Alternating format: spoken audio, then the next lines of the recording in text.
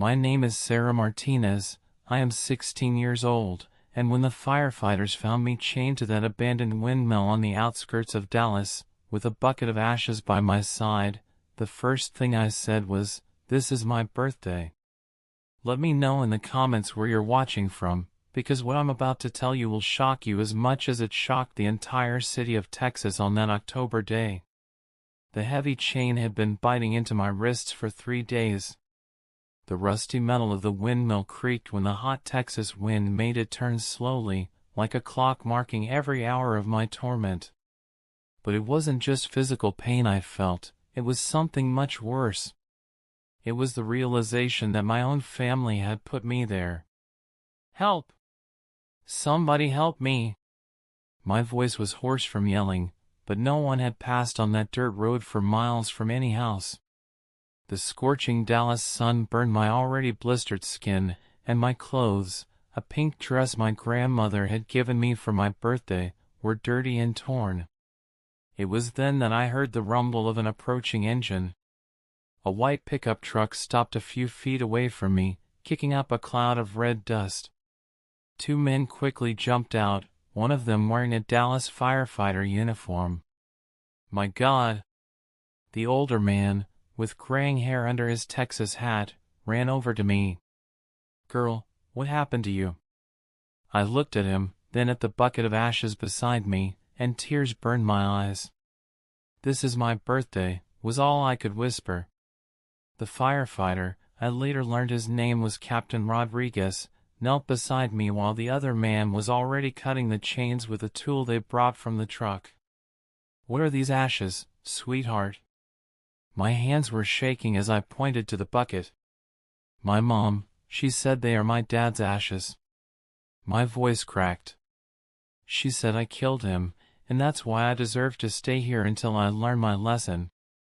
If you're watching this and thinking it's impossible, hit like because unfortunately, this is more real than you think. Captain Rodriguez exchanged a worried look with his partner. "How long have you been here?" 3 days, I replied, trying to remember. "Since Tuesday morning. My stepmother, Jennifer, brought me here really early. She said it was a special birthday gift." I swallowed hard, remembering her cruel words. She said, "Sarah, you always wanted to know the truth about your father. Now you're going to stay here with him until you learn to appreciate what you have." The man finished cutting the chains, and I collapsed. My legs couldn't bear my weight anymore. "Calm down, girl. You're safe now." He wrapped me in a blanket he brought from the truck. "What's your name?" "Sarah Martinez. I live on Elm Street, number 2847, with my stepmother Jennifer and my half-brother Tyler." Each word came out with difficulty. "But they won't want to see me. Jennifer always said I was a burden, that my dad died because of me when I was born."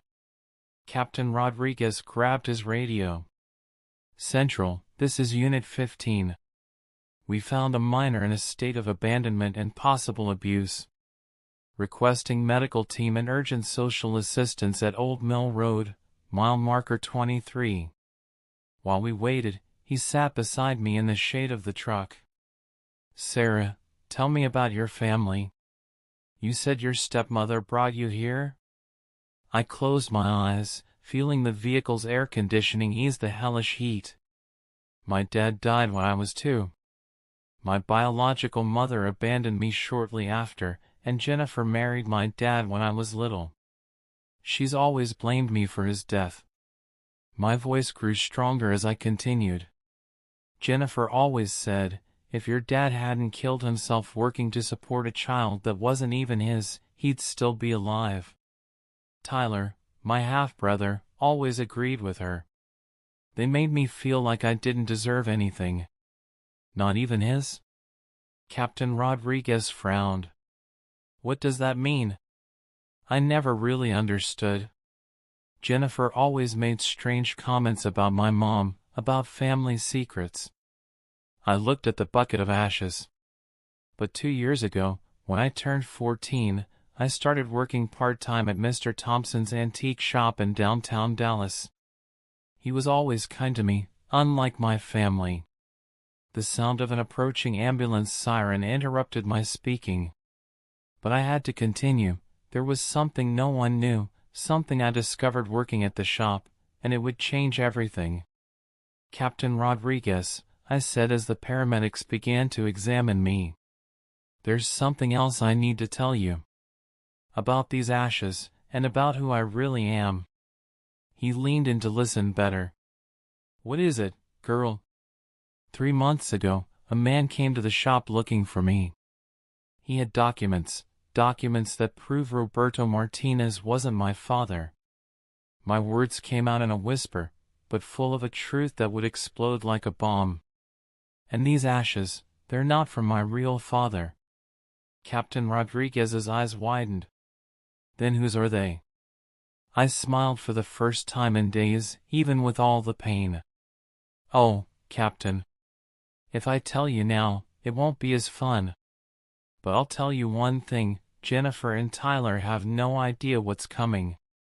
Comment here if you think Sarah will get her revenge, because what's coming next will leave you speechless." 3 months before I was found at that windmill, I was organizing antiques at Mr. Thompson's store when my life changed forever. It was a typical July afternoon in Dallas. The heat reached 40 degrees, and the air conditioning in the old shop was fighting against the time. "Sarah, dear, there's a man here who wants to talk to you," said Mr. Thompson, his voice filled with a concern I had never heard before. "Let me know in the comments if you've ever been in a situation where you discovered everything you knew about yourself was a lie, because what this man told me destroyed 16 years of my life." The man was tall, wearing a perfectly tailored gray suit even with the Texan heat, and carrying a leather briefcase that looked expensive. His blue eyes studied me with an intensity that made me take a step back. "Are you Sarah Martinez?" His voice had an accent that wasn't from Texas. "Yes, sir." "Can I help you with something?" My voice trembled slightly. Something about this man made me nervous. He looked around the shop, checking to see if we were alone. Mr. Thompson had gone back to the storage room, giving us privacy. "My name is David Castellanos. I'm a lawyer from a firm in New York, and I've been looking for you for a long time." My heart raced. "Looking for me? Why?" David opened the briefcase and pulled out a series of documents. "Sarah, what do you know about your real parents?" "My parents?" I frowned. "My father was Roberto Martinez. He died when I was 2. My mother abandoned me after that, and my stepmother Jennifer raised me." The sad smile that crossed his face made me sit in a nearby chair. "Sarah, Roberto Martinez was never your biological father. And your mother, she didn't abandon you." The world stopped. The ticking of the old clock on the shop wall echoed like war drums in the silence that followed. "What do you mean?" David placed a document in front of me. "Your mother's name was Isabella Castellanos. She was my sister." My vision blurred. "Your sister?" "Isabella was the heir to a considerable fortune from our family. When she got involved with Roberto Martinez, our parents didn't approve.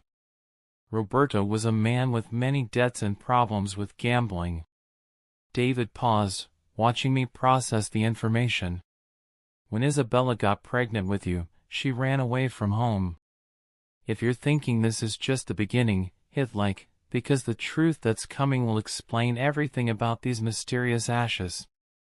"But Jennifer always said my mother abandoned me," I murmured, still in shock. David shook his head negatively. "Isabella died in a car accident when you were 3, not 2. She never abandoned you, Sarah. In fact, she was on her way back home after finally getting rid of Roberto." "Get rid of him? What do you mean?" "Roberto was violent. Isabella found out he was using heavy drugs and was involved with dangerous people. She was planning to leave him and come back to New York with us. David took out another document. This is her will. Isabella left everything to you, an inheritance of $2.3 million that will be yours when you turn 18. The shop seemed to spin around me. $2 million, but Jennifer always said we were poor, that my father died without leaving anything. Jennifer Martinez is not your legal stepmother, Sarah. She forged documents to gain custody of you after Isabella died. Roberto had been dead for months when the accident happened. My mouth went dry. Roberto was dead? But Jennifer always said. Roberto Martinez died of an overdose 6 months before your mother. Jennifer made up the whole story that he died because of you to keep you controlled and scared. David leaned forward. She knew about the inheritance, Sarah. That's why she never let you do a DNA test or search for your real family. I remembered all the times Jennifer screamed at me, calling me a bastard with no family, a burden that cost my husband's life. Now it all made sense in a twisted way. Why didn't you find me sooner? I asked, tears starting to fall. We've been searching. For 13 years we've been trying to find you. Jennifer moved you several times, always using false names. It wasn't until you started working here and your name appeared in a public system that we were able to locate you. I grabbed the documents with trembling hands. There were pictures of my mother, Isabella Castellanos. She was beautiful, with my same brown eyes and wavy hair. In one picture, she was holding a baby, which was clearly me. There's more, Sarah. David hesitated. Your mother left you a letter. She explained everything, including what really happened with Roberto Martinez. What happened to him? David looked around nervously. Isabella found out Roberto was planning to kidnap you and ask for ransom from our family. When she tried to leave him, he threatened to hurt her. Isabella, she defended herself. My blood ran cold. Defended herself how? Roberto died during a fight between them. It was self-defense, but Isabella panicked. She cremated his body in a crematorium outside of town. David paused. Sarah, Jennifer has Roberto's ashes. She uses them to terrorize you. Suddenly, everything clicked. The bucket of ashes Jennifer always kept in the bedroom closet. The constant threats about my dead father. The way she forced me to kneel and ask for forgiveness for those ashes every time I did something that irritated her. Does Jennifer know Roberto wasn't my father? She always knew. Roberto told her about Isabella before he died. Jennifer married him just for the money, but when she found out about the inheritance, she decided to keep you trapped to try to access the money when you turned 18. Comment if you think Jennifer deserves what's coming, because Sarah is about to discover she has much more power than she realizes. I kept the documents in my purse, my mind racing. Mr. Castellanos, what do I need to do? First, you need to get out of that house. Jennifer has become dangerous. He handed me a card. This is the number of my hotel.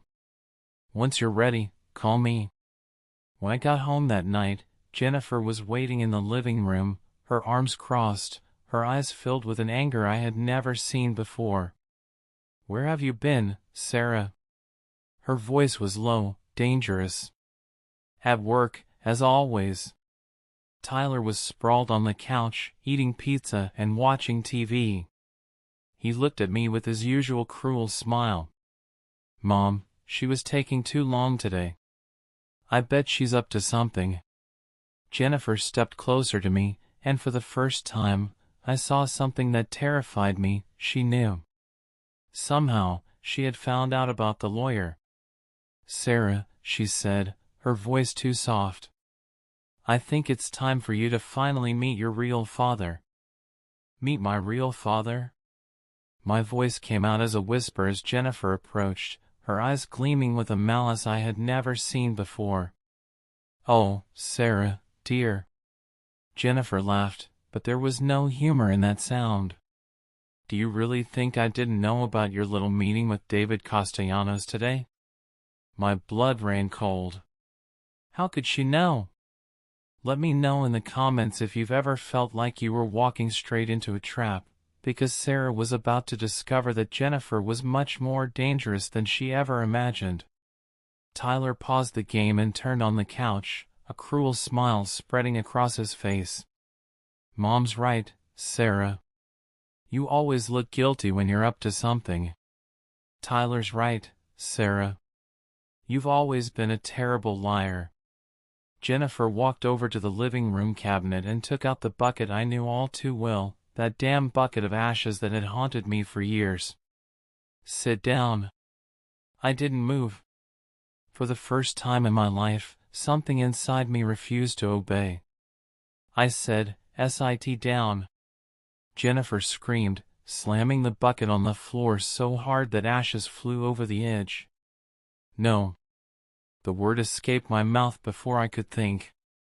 "I'm not kneeling to those ashes anymore. I'm not pretending that Roberto Martinez was my father." The silence that followed was deafening. Tyler slowly got up from the couch, his expression changing from amusement to something more sinister. Jennifer, in turn, started laughing, a low, disturbing laugh that echoed throughout the house. "So, you know." She carefully placed the bucket in the center of the coffee table. "You know Roberto was never your father. You know about Isabella. You know about the money." "I know you've been lying to me my whole life," I replied, finding courage I didn't know I had. "I know my mother didn't abandon me. I know you forged documents to get custody of me." Jennifer clapped sarcastically. "Very good, Sarah. Really good. David Castellanos did a great job informing you." She paused, her eyes narrowing. "But I bet he didn't tell you everything." "He told me enough." "Did he tell you Isabella killed Roberto?" Jennifer leaned forward. "Did he tell you your dear mommy poisoned him in a clandestine crematory? Did he tell you she ran away like a coward after?" My confidence wavered for a moment, but I forced myself to remain firm. She defended herself. "Roberto was going to kidnap me." "Oh, dear." Jennifer shook her head with fake compassion. "David told you the romanticized version of the story. Want to know the real truth?" Tyler moved behind me, blocking my escape route to the front door. My heart began to race. "Isabella didn't kill Roberto in self-defense, Sarah. She poisoned him." Jennifer opened the bucket of ashes, the acrid smell filling the air-conditioned room. "She put arsenic in his food for weeks, killing him slowly while planning to escape with you and the family money." "That's not true," I whispered, but something in the way she spoke made me doubt. "Roberto found out her plan a week before he died. He called me, desperate, asking for help." Jennifer grabbed a handful of ashes with her hands. "Do you know what he told me, Sarah?" "He said, 'Jennifer, Isabella is going to kill me and run away with the child. But she's not my daughter. She's the daughter of another man, and Isabella is using this to blackmail the Castellanos family.' If you're trying to understand this twist, click like because what's coming next will explain why Jennifer did what she did." My mind was spinning. Another man? Who is this other man? Tyler laughed behind me. "Tell her, Mom. Tell her who her real father is." Jennifer slowly stood up, still holding the ashes. "Your real father, Sarah, was James Castellanos, David's older brother. The heir to the entire family fortune." The floor seemed to fall out from under me. David's brother? James was married, had children. Isabella was just his mistress. Jennifer began walking in circles around me, like a predator. When Isabella got pregnant, James refused to leave his wife. So she came up with a plan: pretend to be Roberto's girlfriend, have the baby, and then blackmail James by threatening to tell the family everything. Why are you telling me this? My voice was breaking. Because, dear Sarah, when James died in a car accident 5 years ago, all his inheritance should have gone to his legitimate children. But Isabella had registered you as James's daughter in secret documents. Documents that David found while organizing the family papers. Tyler grabbed my shoulders from behind, preventing me from leaving. The inheritance David offered you isn't from Isabella, Sarah. It's from James. $2,300,000,000 that should belong to his legitimate children. My head was spinning. 2 billion? David didn't come here to help you, Jennifer continued. He came to eliminate you. To get rid of the only person who can claim James's inheritance. She threw the ashes into the air, creating a gray cloud in the room. He gave you 2 days to think about his proposal, didn't he? 2 days to decide? I remembered the conversation with David. He had really said that. Do you know what he was planning to do after those 2 days, Sarah? Jennifer moved closer, whispering in my ear. Kill you. Make it look like an accident. And keep the inheritance all for himself. You're lying, I whispered, but there was a terrible logic in her words. I'm trying to save you, Sarah. Jennifer screamed. That's why I brought you to the windmill. To hide you until I can come up with a better plan. Hide me? You chained me up. Tyler squeezed my shoulders harder. It was for your own protection. David has dangerous connections. If he knew where you were. But now, Jennifer smiled, I have a better idea. She picked up the phone and dialed a number. David? It's Jennifer Martinez. Sarah decided to accept your offer. Yes, she wants to meet you. Tonight, at the windmill on Old Mill Road. She said she wants to see where her mother used to go to think. Comment if you think Jennifer is really trying to protect Sarah or if she has an even more diabolical plan, because what happens at the windmill will change everything. Jennifer hung up the phone and smiled at me. David will be there in 2 hours. And when he arrives, she grabbed my chin tightly. You'll find out who's really lying here. What are you going to do? I asked, terror growing in my chest. Justice, Sarah. I'm going to do justice. Jennifer nodded to Tyler, who started dragging me toward the door. David Castellanos killed your mother Isabella in that car accident. And tonight, you'll discover the truth about everything. As Tyler forced me into the car, one question echoed in my mind: who was lying? David or Jennifer? And more importantly, would I survive to find out the answer? 3 hours after being chained to the windmill, while we waited for David to arrive, Jennifer finally revealed the truth that would change everything. But not in the way she imagined.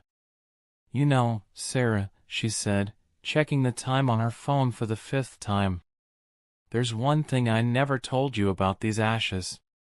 Let me know in the comments if you've figured out who the true villain of this story is, because the final revelation will shock you as much as it shocked me. Tyler was leaning against the pickup truck, smoking a cigarette, looking bored with the whole situation.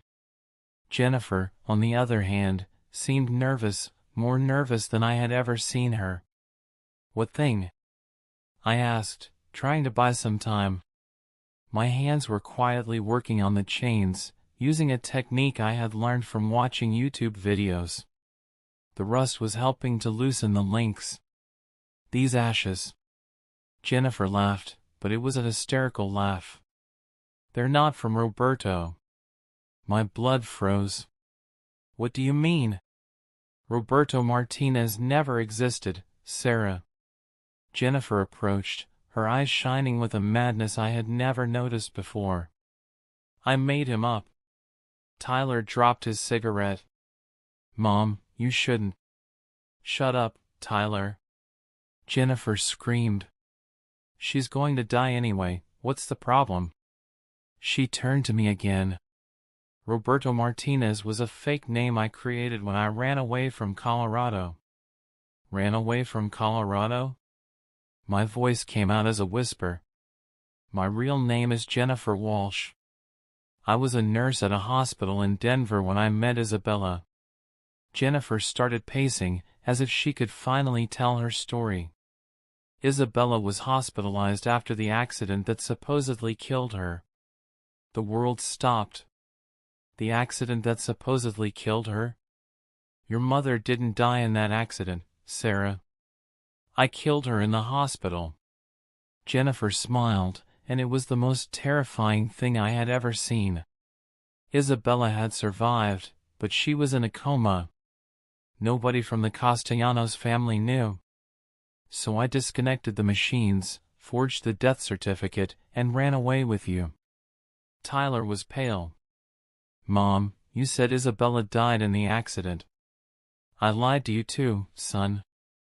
Jennifer grabbed the bucket of ashes. These ashes are from Isabella. I cremated her in a clandestine crematory in Colorado after I killed her. If you're feeling nauseous now, imagine how I felt discovering that I had carried my own mother's ashes for 13 years. You made me kneel and apologize to my mother's ashes? Tears of anger burned in my eyes. It was poetic, don't you think? Jennifer laughed. Every time you pissed me off, I made you apologize to your own dead mother. At that moment, something inside me broke. The chain I had been loosening finally gave way. My hands were free, but I continued pretending to be trapped. Why did you do this? Why did you kill my mother? For the money, obviously. Jennifer checked her phone again. Isabella told me about the inheritance when she was delirious in the hospital. $2,300,000,000 waiting for a 3-year-old girl. She paused. I had a daughter the same age who had died from leukemia. It was easy to assume the role of a grieving mother. Tyler took a step back, looking at Jennifer in horror. Mom, you mean Sarah? Sarah was never your sister, Tyler. She's just an investment. Jennifer looked at me with contempt. An investment that will finally pay off when she turns 18 in 2 weeks. And David? Does he really want to kill me? Jennifer laughed louder. David Castellanos is exactly who he said he was, a devoted uncle looking for his missing niece for 13 years. He really came to help you. She paused, savoring the moment. That's why he needs to die tonight.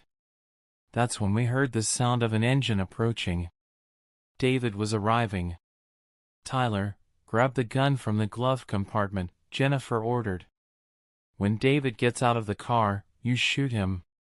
Then we kill Sarah and stage the scene to make it look like they killed each other. Tyler hesitated. Mom, I can't kill someone. You'll do what I tell you. Jennifer screamed, her words echoing through the empty field. David's car stopped about 50 meters from the windmill. He got out slowly, looking around cautiously. Sarah? David called. Are you okay? Jennifer signaled to Tyler, who pointed the gun at David with trembling hands. It was my only chance. I jumped out of the falsely attached chains and threw myself at Tyler, knocking him down the moment the shot was fired. The bullet flew into the air, and the gun fell to the ground. David! Watch out!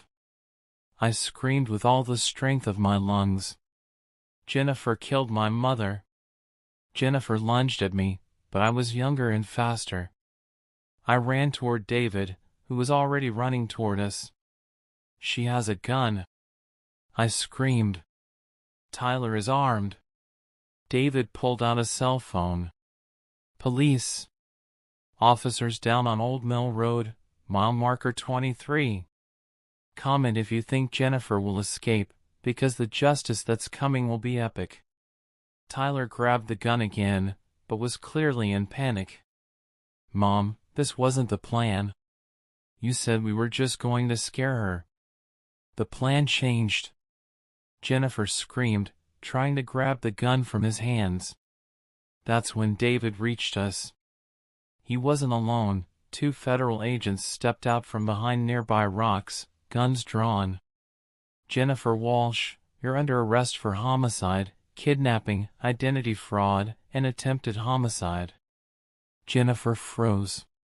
How did you know my real name? David knelt beside me, checking if I was hurt. Sarah, are you okay? How did you find us? I asked, still trembling. David smiled. When you didn't show up at the hotel yesterday, I knew something was wrong. We investigated Jennifer Martinez and found out she didn't exist before 2011. He pointed to a small device on the ground. We put a tracker on your phone when she called to set up the meeting. You heard everything? Everything, confirmed one of the agents. The full confession was recorded. As they put handcuffs on Jennifer, she looked at me with pure hatred. You won't see a dime of that money. I'll fight this in court. I stood up, brushing the dirt off my clothes, and for the first time in my life, I felt powerful. Jennifer, there's one thing you don't know. What? I smiled, remembering something David had told me the day before. Isabella's will specifies that if anything happens to me before I turn 18 due to neglect or abuse from my legal guardian, the entire inheritance will be donated to orphanages. I paused, savoring the moment. Congratulations. You just lost $2,300,000,000. Jennifer's face twisted in desperation as reality hit her. Tyler, in tears, came up to me. Sarah, I didn't know about our mother, about Isabella. I thought she really abandoned you. Tyler, I said gently, you always knew she treated me badly. You chose to be a part of it. 3 months later, on the day of my 17th birthday, I received 2 important pieces of news. Jennifer was sentenced to life in prison without the possibility of parole. Tyler, because he was a minor and cooperated with authorities, received 5 years in a juvenile rehabilitation center. David took me to meet my real family in New York.